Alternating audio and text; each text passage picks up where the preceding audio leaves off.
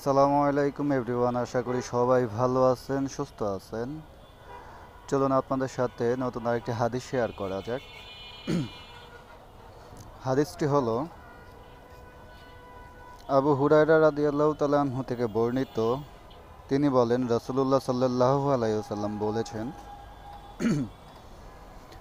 যখন তোমাদের কেউ জুতা পরিধান করবে তখন প্রথমে ডান পায়ে পরিধান করবে, আর যখন খুলবে তখন আগে বাম পায়ের জুতা খুলবে। আর হয় দু পায়ে জুতা পরবে, নতুবা দু পায়ের জুতাই খুলবে বা খুলে ফেলবে।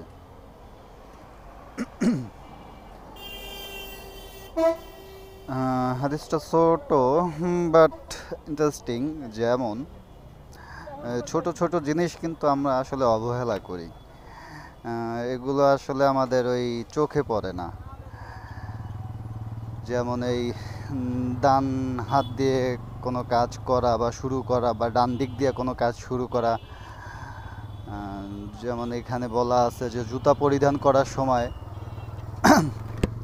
ডান পায়ে পরিধান করা, বা খোলার সময় বাম পায়ে।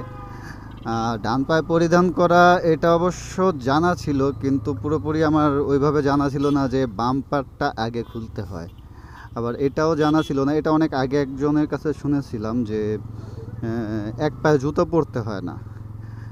আর এখানেও দেখলাম যে সেই কথাটাই বলা আছে যে জুতো যদি পরতে হয় দু পায়ে পরতে হবে, আর যদি খুলতে হয় তাহলে দু পায়েরটাই খুলে রাখতে হবে।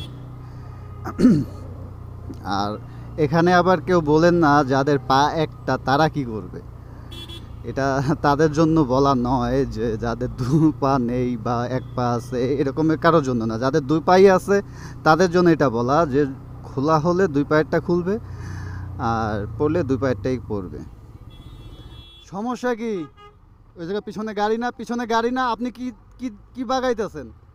কি বাগাইতেছেন আপনি? কি ভাগাইতেছেন?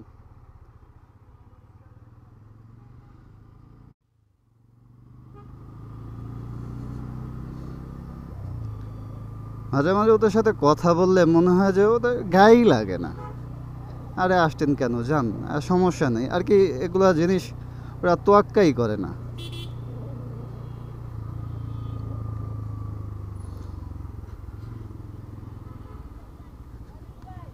বললাম না, আমাদের ভিতর থেকে উঠে গেছে আসলে অপরাধ বোধটাই আমাদের ভিতর থেকে উঠে গেছে। অপরাধ করতেছি আমরা, এটা যে আসলেই অপরাধ এই বোধটুকু আমাদের ভিতরে নেই।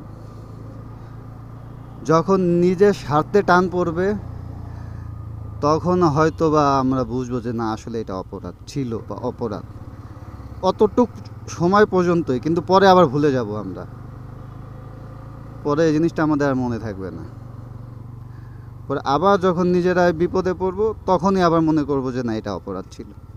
যাক, আল্লাহ সবাইকে সঠিক বুঝ দান করুক, আমাদেরও দান করুক, আমিন। দোয়া করি সবাই ভালো থাকবেন, সুস্থ থাকবেন এবং সেফলি ড্রাইভ করবেন।